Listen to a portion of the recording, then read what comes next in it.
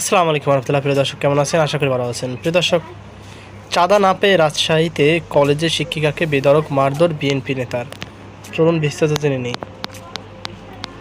প্রিয় দর্শক, চাঁদা না পেয়ে রাজশাহীর দুর্গাপুর দাউকান্দি সরকারি বিশ্ববিদ্যালয়ের কলেজে ঢুকে স্থানীয় বিএনপি নেতা আকবর আলী এক শিক্ষিকাকে জুতাপেটা করেছেন বলে অভিযোগ পাওয়া গেছে।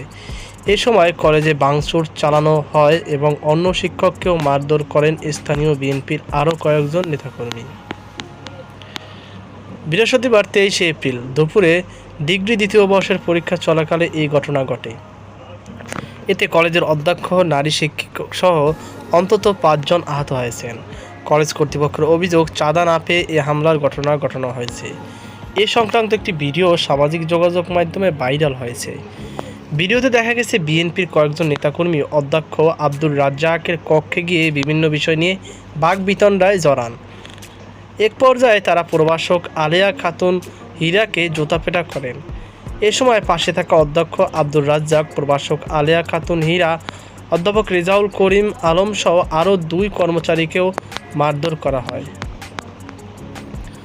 জানা গেছে, পরীক্ষা কেন্দ্রে হওয়ায় কলেজ ও আশেপাশের 100 গজ এলাকায় 144 ধারা জারি ছিল এবং সকাল থেকেই পুলিশ মোতায়েন ছিল।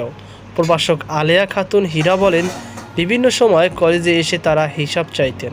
মূলত চাঁদার দাবিই ছিল তাদের। অধ্যক্ষের পাশে থেকে প্রতিবাদ করায় আমিও হামলার শিকার হয়েছি। পরে আমাদের কয়েকজনকে রাজশাহী মেডিকেল কলেজ হাসপাতালে ভর্তি করা হয়েছে। স্থানীয় বিএনপি নেতা আকবর আলী দাবি করেন, কলেজের আগের বিভিন্ন অনিয়ম দুর্নীতির হিসাব চাইতে গেলে উল্টো তাদের সঙ্গে দুর্ব্যবহার করা হয়। তার অভিযোগ, শিক্ষক আলেয়া খাতুন হীরা প্রথমে আমাদের উপর হামলা করেন, পরে পরিস্থিতি নিয়ন্ত্রণের বাইরে চলে যায়। দুর্গাপুর থানার ভারপ্রাপ্ত কর্মকর্তা OC Panchananda Sarkar the daily ক্যাম্পাসকে বলেন, আমি গতকাল রাতে থানায় যোগদান করেছি।